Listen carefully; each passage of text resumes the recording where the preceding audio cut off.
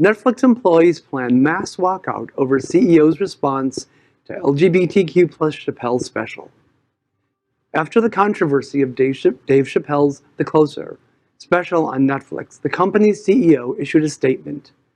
CEO Ted Sarandos wrote, quote, "We don't allow titles on Netflix that are designed to incite hate or violence, and we don't believe The Closer crosses that line.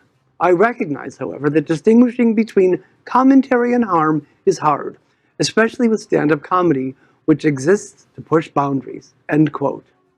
Members of a trans employee resource group disagree with this statement and are calling for a company-wide walkout on October 20th.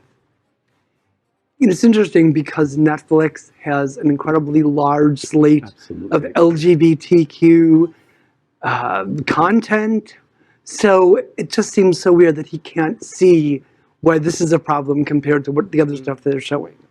I mean, it doesn't make sense how he can be running this network and not see that it's a problem.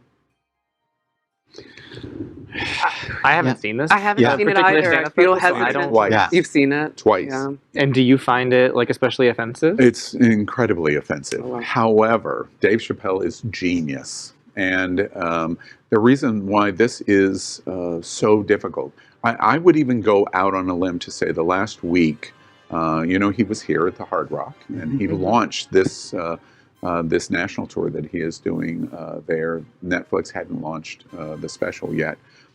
Is among one of the most interesting weeks of the year for LGBT, because his genius is expressed, and you come away with going, my goodness, we have just been eviscerated. About 75% of the entire comedy special is about the LGBTQ community, and a large percentage of that is about the trans community. He flatly says, I am not homophobic. And he talks about the issues of actually being jealous about how well LGBT has done versus the African American community in civil rights in America. His stories are just at times almost horrifying of what he tells as a joke, but he is masterful. And this is a very, very difficult week because we can't tell, or many people can't tell, should I be laughing or should I be hating? And it's interesting to me of your observation of why the chairman at Netflix can't seem to see it, because lots and lots of people can't seem to see it. It's shocking. I mean, it is shocking. I'm in the process of setting up an interview with a gay actor who's in a new movie that's launching next month on Netflix.